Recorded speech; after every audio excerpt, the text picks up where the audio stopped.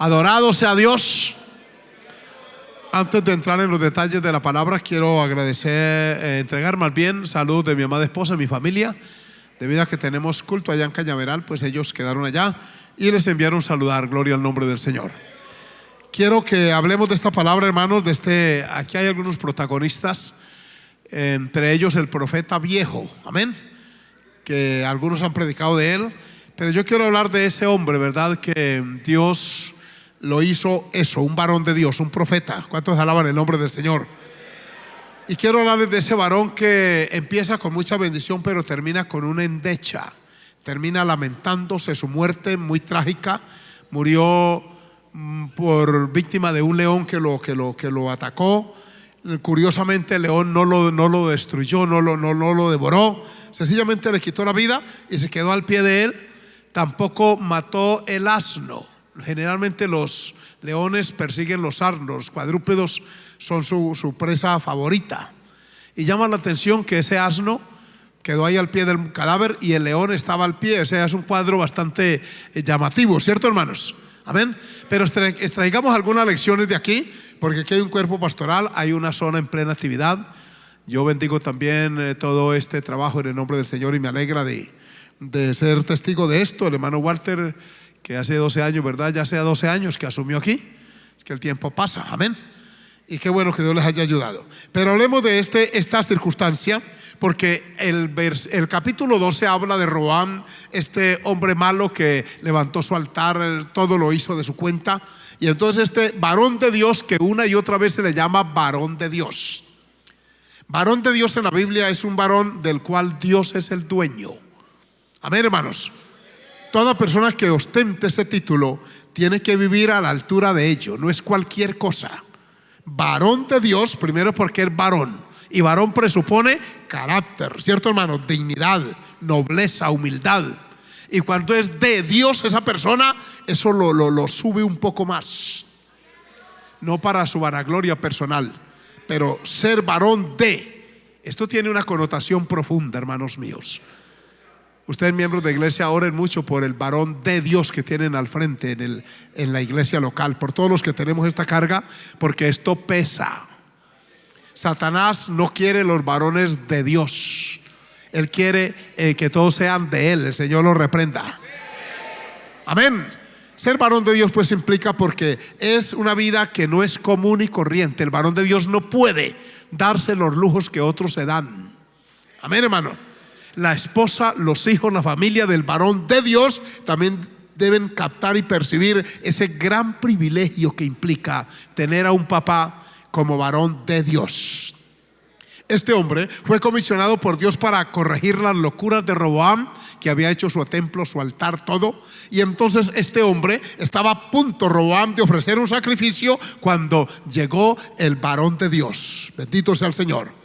El varón de Dios está puesto para frenar la locura de algunos. Ser varón de Dios implica confrontar a veces circunstancias que normalmente no son agradables. Usted, juventud, que aspira a ser un varón de Dios o una varona de Dios, sepa, porque también hay varonas de Dios, sepa que a menudo el ejercicio de este ministerio, de esta facultad que Dios nos da, nos confronta a circunstancias no agradables. El varón de Dios a menudo se levanta enemigos gratuitos.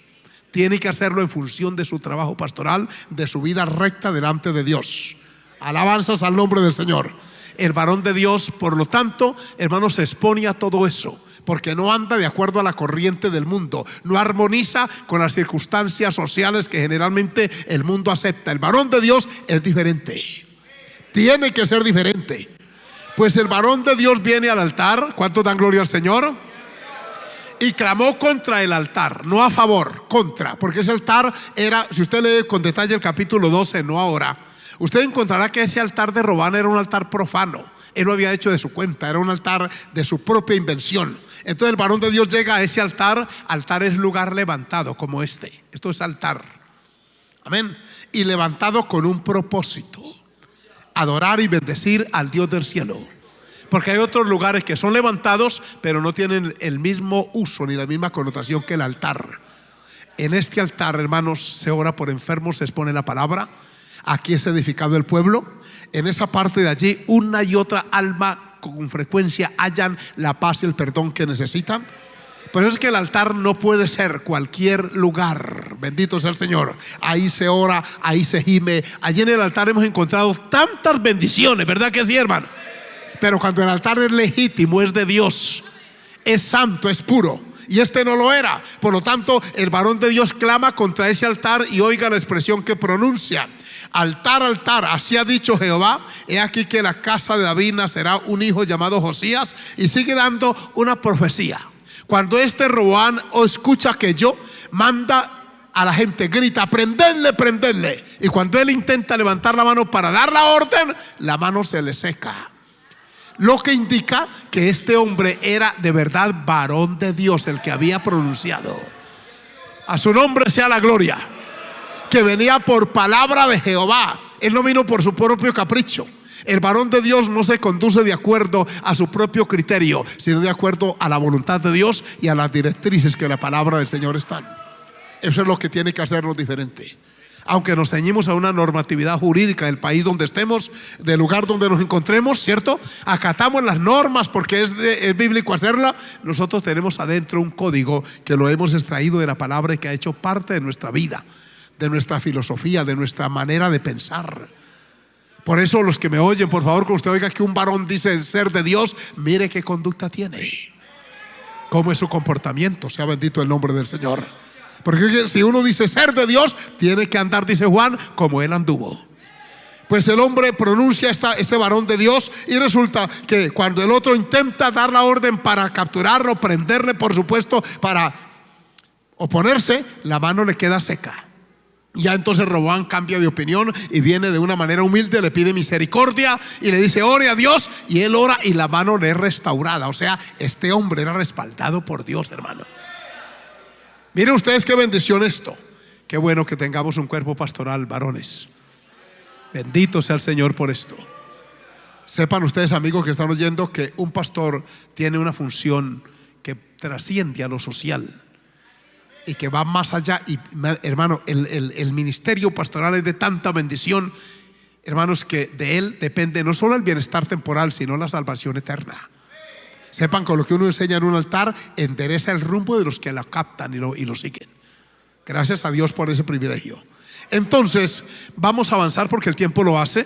Y resulta que por aquí dice que este hombre lo invitó a la casa, le dijo: venga conmigo. Y este varón de Dios se mantiene en su posición, le dice: no iré, así me des la mitad del reino, todo lo que quiera, pero por palabra de Jehová él me ha dicho que no haga eso. Es más, que no vuelva por el mismo camino por donde he ido. Era un hombre ceñido a la norma bíblica. Lo que Dios le decía, el hombre lo acataba. Y entonces entra en otra parte de la historia, que moraba en aquel entonces en Betel un viejo profeta. Hablemos de este. Amén, hermanos. Porque a veces a uno, pastores, escúchenme acá, no lo afecta tanto una persona tan nueva, porque últimamente está nuevo, pero cuando hay viejos y son profetas, hay que tener cuidado. Sea bendito el nombre del Señor. Escuchemos esta historia para ir sacando las lecciones de aquí, varones y mujeres que vinieron hoy. Moraba un viejo profeta, al cual vino su hijo y le contó todo lo que el varón de Dios había hecho aquel día en Betel.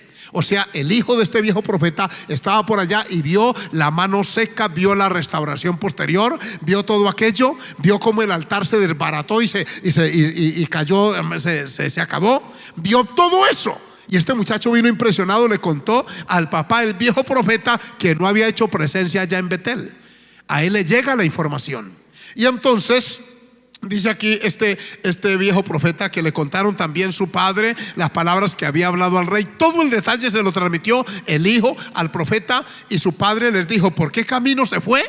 Le entró bastante interés a este viejo profeta. Dijo: si eso sucedió, yo quiero saber por dónde está. Se fue por tal parte. Si hubiera tenido la moto, la prende y se va detrás, o el carro. Pero miren lo que hizo. Sea bendito el nombre del Señor. Y le dijo a sus hijos: ensilladme el asno. Amén. Bueno, en términos modernos hubiera dicho: tanquéme en el carro. Alabado sea el Señor, porque voy a buscar a ese varón. Y hermanos míos, escuche, cada vez que su ministerio, el suyo, el que Dios nos ha entregado, digo suyo en el sentido de que uno lo ejerce, pero no es porque seamos propietarios de ello. El único dueño es Él. Y ustedes saben que todos nosotros, casi sin excepción, provenimos de bien abajo, para que nadie se jacte en su presencia. Nosotros no tenemos nada, absolutamente nada que ostentar. Mi presbítero campesino, yo campesino, Mario, amén, Pastor Mario, allá en Tumaco conozco a la mamá del hermano, amén. Por allá, mire, todo esto es una bendición. Y oigan esto: ensillaron el asno, y ellos le ensillaron el asno, y él lo montó, y yendo tras el varón de Dios le halló, y miren donde le halló, sentado debajo de una encina. Cuando yo leí este pasaje, me pongo a analizar y descubro que este varón de Dios estaba como cansado. El hombre venía ejerciendo un ministerio continuo, permanente, y eso a menudo trae cierta fatiga. Todo este proyecto que ustedes han hecho aquí, el hermano Samuel, que le conozco ya también hace bastantes años, no tenía tantas canas. Hermano Walter tenía más cabellito hace apenas 12 años.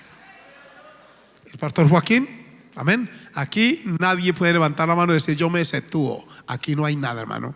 Esto lo que pasa es que esto satisface porque es para la gloria del Señor. Pero que desgasta.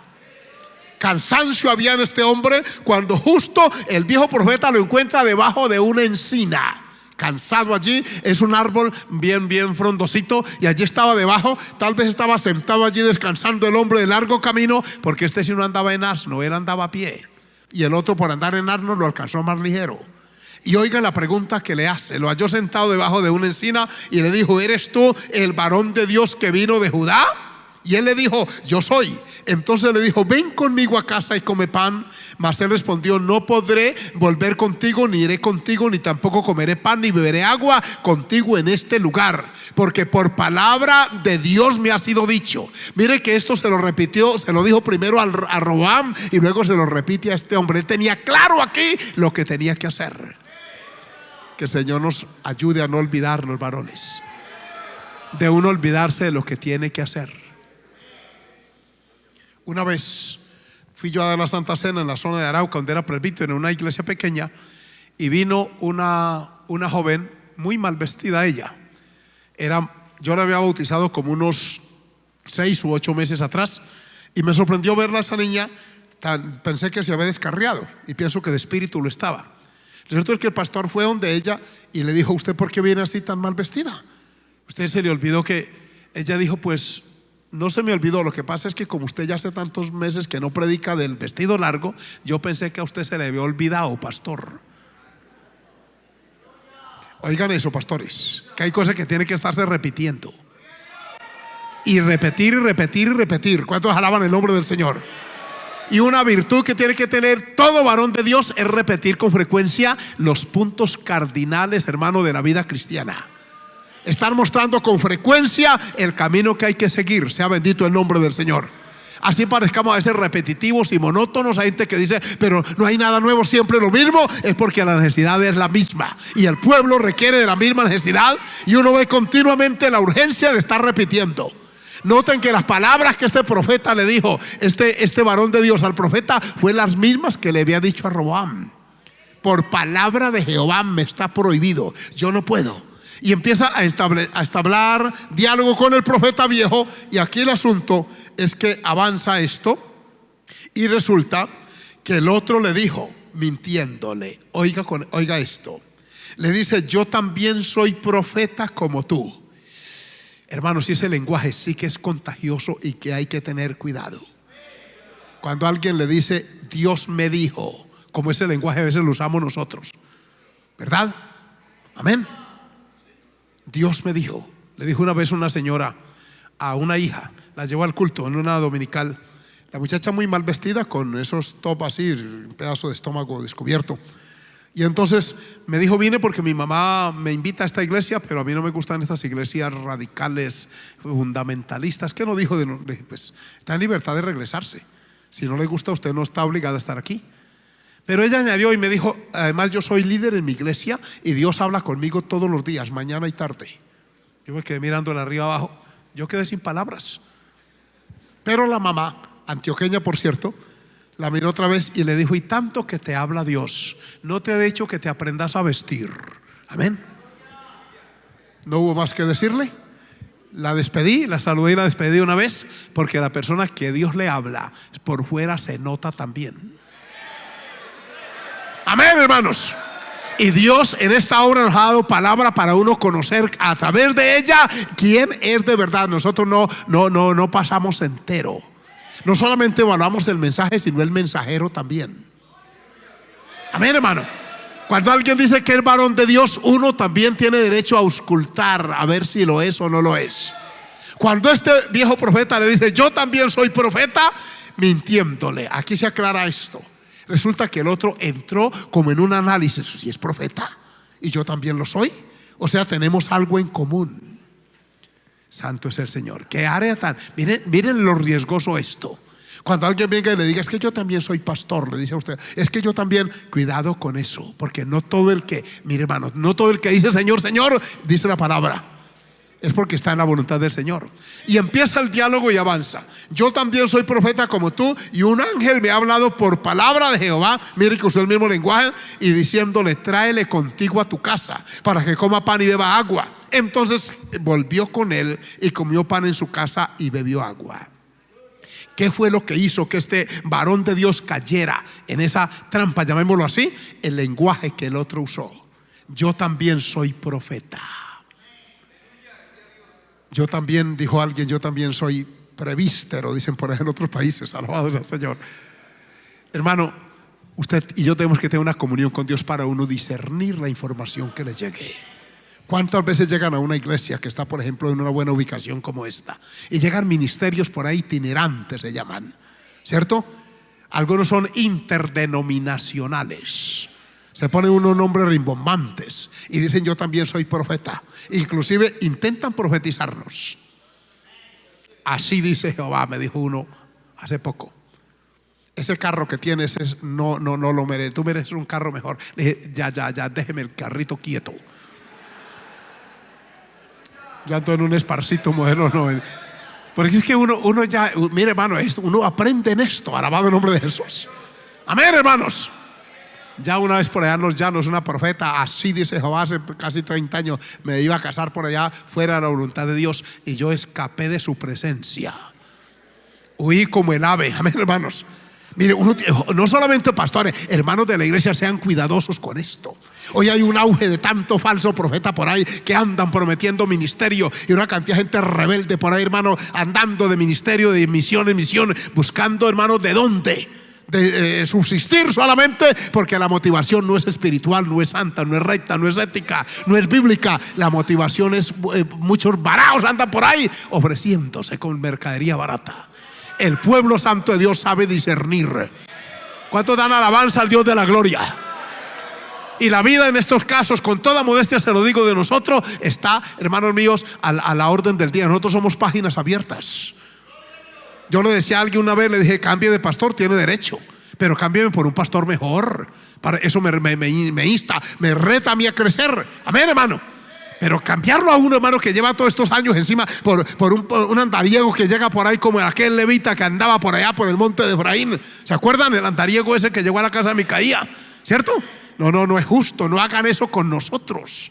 Alabado sea el Señor. Hay obreros mucho mejor, ciertamente. Cámbienos por uno de esos, y eso lo reta a uno. Alabado el nombre del Señor. Aquí pues el hombre va y transfiere, transgrede la palabra.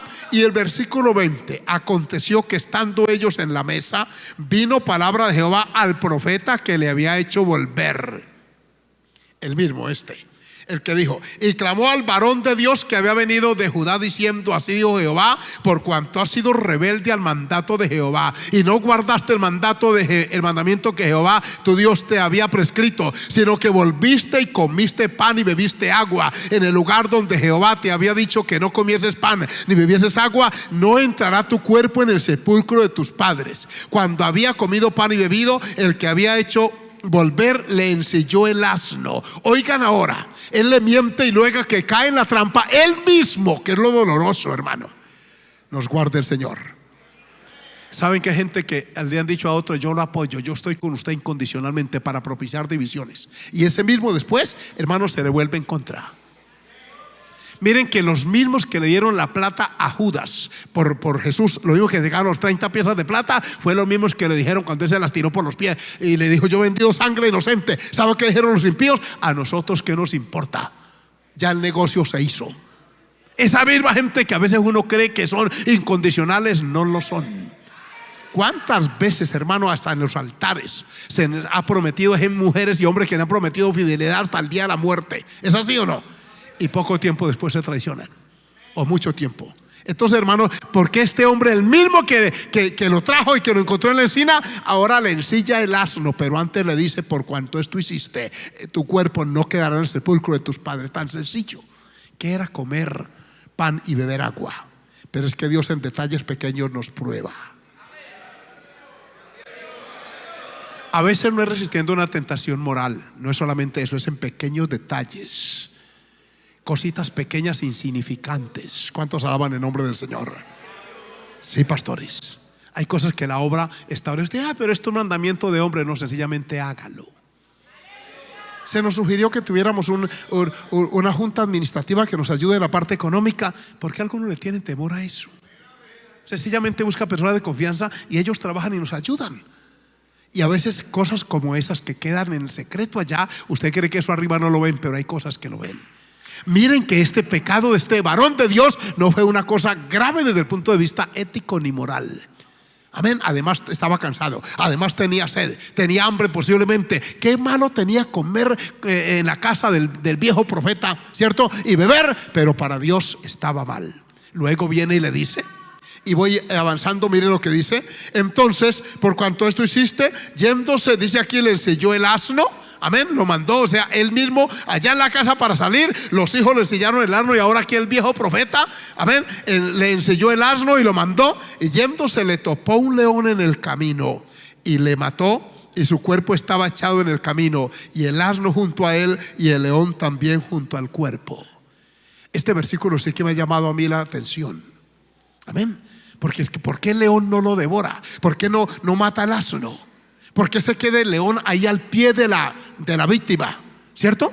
¿Por qué el asno, que su instinto es escapar del león, tampoco escapa? ¿Por qué queda ese cuadro ahí en el piso? Un hombre muerto de un puñetazo de león, de un garrazo de eso, y el asno ahí al pie esperando su jinete, y el león ahí. Uy, qué cosa tan rara, ¿cierto? Como que se sale de lo común y corriente. Dios obra de unas maneras misteriosas, hermano. Hay cosas que suceden aún en el mundo animal, que Dios le mueve el instinto a los animales. Sea bendito el nombre de Jesús. Ahí estaba, el león estaba allí, y mire lo que dice más. Alabados al Señor. Y aquí unos que pasaban y vieron el cuerpo que estaba echado en el camino, y el león que estaba junto al cuerpo, y vinieron y lo dijeron en la ciudad donde el viejo profeta habitaba. O sea, la gente le sorprendió eso. Dijo: allá en el camino hay algo raro. Hay un león al pie de un muerto, y allá al lado está el asno, que se supone que era la cabalgadura de la víctima. Y entonces la ciudad dijeron: ¿cómo así? Y arrancan para allá ver, a comprobar los hechos. Alabados sea el Señor. Y entonces dice: y oyendo el profeta que le había hecho volver del camino, dijo: el varón de Dios es. Y oigan lo que dice el hombre: que fue rebelde al mandato de Jehová, por tanto Jehová le ha entregado al león, que le ha quebrantado y matado, conforme a la palabra de Jehová que él le dijo. Habló a sus hijos y les dijo: ensilladme el asno. Y ellos se lo ensillaron, y él fue y halló el cuerpo tendido en el camino, y el asno y el león que estaba junto al cuerpo. El león no había comido el cuerpo ni dañado al asno. Alabados al Señor. ¿Había intervención de Dios o no había? Si las fieras trataran por sí mismas, por su instinto, ahí tenía que haber sangre y haber cierto cuerpo despedazado. Pero no, hermanos, ahí permaneció el asno ese, de pie al pie. Una lección para nosotros. ¿Cuántos creen que aquí hay una lección para uno aprender?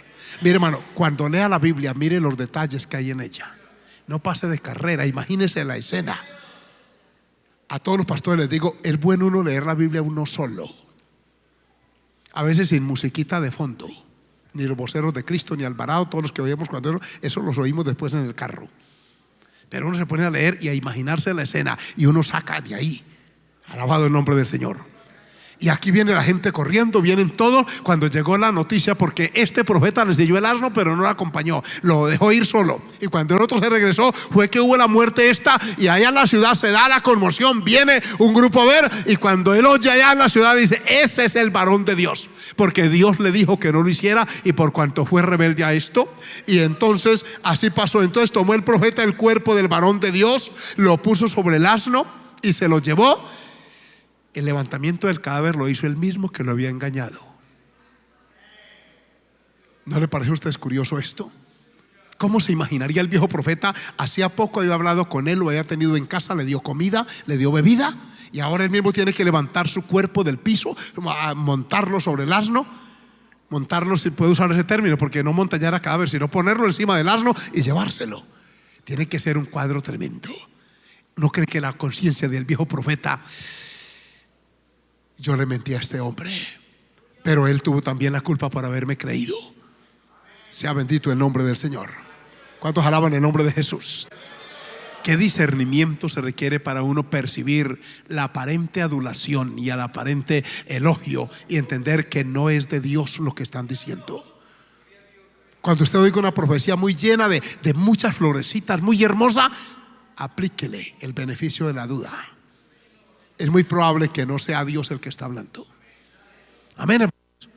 Porque la profeta de Dios a menudo le pone a uno al descubierto lo que hay dentro del corazón. Sea bendito el nombre de Jesús. Un profeta de Dios una vez dijo por allá en una iglesia, señaló a alguien, le dijo: sinvergüenza impío, ahí tienes en las medias metido los cigarrillos después de la pelea verbal que tuviste con tu esposa, que salió corriendo ella adelante y te esperó por el camino, pero pelearon. Y el hombre vino para acá y llorando se metió la mano, sacaba los cigarrillos de la cajetilla de cigarrillos de la camisa y lo metía entre la media mientras estaba en el culto. Pero cuando salía lo sacaba, extraía otra vez y echaba humo como una chimenea, hermano. Y yo oí ese lenguaje y dije: ¿por qué tan duro? Porque Dios lo ama. Ese hombre lloraba y me dijo: pastor, eso es una cosa terrible. Y una vez en Mitú, Baupés, un oficial del ejército que era cristiano o es cristiano por allá en Melgar, me dijo: pastor, porque fuimos a reprender un demonio, y el demonio, estando boca abajo en la víctima, cuando el hombre se fue a acercar, porque era un soldado que trajeron endemoniado por allá de las tribus, este muchacho se puso a practicar tabla ouija con ellos por allá y se endemonió. Entonces alguien dijo: llévenme a la iglesia del movimiento misionero mundial, porque hay otros que no les gusta tratar con eso. Allá sí, bendito sea el Señor. Y lo trajeron como a las 11 de la noche, y uno con ese cansancio, esa humedad que hay por allá en esa selva. Pero vamos a orar porque toca, amén. Esto es lo que también envejece y tumba el pelo. Cada vez no hay mucho tiempo de descanso, sino que hay que meterle trabajo. Esto encanece a veces, alabado sea el Señor. Aclamar allí. Y cuando estábamos orando, uno de los que los traía, que era un grupo, ahí venía una camioneta de muchachos de allá, de soldados de la base militar, y uno se quiso meter a ayudar, y cuando fue a meterse, el endemoniado habló y dijo: cuidado, sin vergüenza, en tocarme la cabeza. Ustedes esto, y empezó a mencionarlo boca abajo allí. Y el hombre se retiró, y al otro día que yo vine en la mañana estaba hablando con el pastor, y estaba ese hombre pero con los ojos hinchados. Me dijo: pastor, qué cosa tan rara. Usted oyó anoche. Le dije: sí, yo escuché eso, pero estábamos en la batalla allí. Le dije: lo que le preocupe no es lo que dijo el endemoniado, lo que a mí me preocupa es: ¿eso cierto o es mentira? Me dijo: pastor, es verdad. Dijo: yo soy baterista en una iglesia y ayudo, pero yo vivo una vida doble. Como yo me demoro mucho por fuera de casa, el diablo me ha tentado. Pastor, yo quiero ir, pastor. Y oramos por ese hombre. Después me llamó y me dijo que Dios había enderezado su camino. Bendito sea el Señor. Pero allí no hubo profecía bonita. Allí no hubo cosa halagüeña: siervo mío, que a algunos les gusta que le digan eso, sierva. Incluso hay algunos que se acostumbran no en profecía, sino en la vida social. Y hay que no le digan siervo o sierva de Jehová. Hermanos, aquí está este cuadro tan triste. Y entonces lo puso sobre el asno, y dice aquí que se lo llevó, y el profeta viejo vino a la ciudad para endecharle y enterrarle, y puso el cuerpo en su sepulcro y le endecharon. O sea, se generó allí un comentario, un dolor, diciendo, y aquí está la frase: ay, hermano mío. Aquí no hubo una música bonita, aquí lo que hubo fue un dolor, una angustia. Bajaron al sepulcro y en vez del pueblo decir: Señor, gracias por este varón, miren la exclamación: ay, hermano mío, le dice el profeta, y toda la gente se contagió de esta expresión: ay, hermano mío. Ese ay que denota un hombre que empezó bien y terminó mal. Un hombre que fue probado en el camino de la vida, amados consiervos y hermanos de la iglesia. Porque la prueba para nosotros es en el nivel ministerial y la para usted es en el nivel local, en el nivel de vida cristiana. Nosotros soportamos las pruebas esas, pero hay otras más arribita que también hay que pasar por ellas en el nombre bendito del Señor. Amén, hermanos. ¿Cuántos alaban el nombre maravilloso de Jesús? Y a veces el enemigo usa estrategias, usa a otro hermano, otra persona para venir a inducirle, y después que usted tropieza: ay, hermano mío, ¿cómo así que fulano se descarrió? Ay, ¿cómo así? Ay, hermano mío, que no se pronuncie nunca esa triste endecha y lamento sobre nosotros. Que podamos como en esta noche, con gozo y alegría, porque el hermano Samuel sabe, el hermano Joaquín también, en estas responsabilidades que están y hemos estado, que a veces hemos tenido que ir a lugares a endechar y a llorar, y hemos oído a pueblo a llanto vivo: ay, hermano mío, ay, hermano. Bendito y alabado sea el Señor. Como aquella vez que yo estaba arrodillado orando y de pronto me tocan por el hombro y voy yo a mirar y me dice el hermano, me muestra un celular y me dice: mire, hermano, el mensaje que me acaba de llegar, dígame que esto es mentira. Y cuando yo veo el mensaje, le digo: no, hermano, el mensaje sí es cierto. Ahí sabe que le escribieron: hermano, hay noticia que nuestro pastor fracasó moralmente, que vino el supervisor y viene otro de presbíteros, es por eso. Y ese hermano lloraba, había llanto y dolor en aquella noche. En vez de haber el gozo que hay aquí, la alegría que hay, había otra cosa. Hermanos pastores, Dios los guarde. Esta historia es dolorosa y trágica, se la voy a terminar leyendo. Y después de que dijo: hermano mío, que lo hubieron enterrado, habló a sus hijos diciendo: cuando yo muera, enterradme en el sepulcro en que está sepultado el varón de Dios, poner mis huesos junto a los suyos, porque sin duda vendrá lo que él dijo a voces por palabra de Jehová contra el altar que está en Betel y contra todas las cosas de los lugares altos que están en las ciudades de Samaria. Con todo esto, hermano, no se apartó Jeroboam de su mal camino, sino que volvió a ser sacerdote de los lugares altos de entre el pueblo, y a quien quería lo consagraba para que fuese de los sacerdotes de los lugares altos. Y eso fue causa de pecado a la casa de Jeroboam, por lo cual fue cortada y raída de sobre la faz de la tierra. Esta historia no está para llenar las páginas bíblicas solamente, tampoco para entretener nuestra curiosidad ni para enviarnos alguna información. Está aquí para que saquemos lecciones de ella. El hombre que lo engañó trató de paliar su cargo de conciencia, diciéndole a sus hijos: cuando yo muera, quiero quedar al lado de este varón, de este cuerpo. Por favor, tomen nota dónde lo sepultamos, dónde lo sepulté, y pónganme allí, como queriendo decir: Dios mío, ¿por qué yo le mentí a este varón? Tengo parte de culpabilidad en la muerte de este varón de Dios. Pero este Jeroboam, que había oído todo eso, el que había quedado con la mano sana otra vez, en vez de volverse de su mal camino, siguió consagrando sacerdotes paganos de su cuenta. Siguió profanando el altar, hermanos míos. Y la lección está aquí, que cuando Dios habla, su nombre sea glorificado. Dios seguirá hablando en cada altar donde nos paremos, hermanos pastores. Dios seguirá hablando en cada altar donde usted venga, hermano mío, a consagrar su vida. Dios seguirá utilizando el altar santo y puro. Que Dios conserve nuestros altares por la misericordia del Señor. Que podamos pararnos con dignidad en ellos, varones y mujeres de Dios, jóvenes que nos ayudan en todas las áreas ministeriales. Si a usted en algún momento le toca ocupar el lugar, hágalo con dignidad, con temor del Dios del cielo. Vamos de pie en esta hermosa noche. Adorado y exaltado nuestro Dios. Vamos a orar en este momento. Vamos a invocar de Dios su bendición. Vamos a orar por los altares donde Dios nos permite ministrar su palabra. Vamos a clamar a Dios, hermano, no contra el altar, sino a favor de Él. Pastores, obreros y obreras del Señor, vamos a consagrarnos más. Vamos a determinar más. Vamos a procurar más mantener la pureza del altar para la gloria del Señor.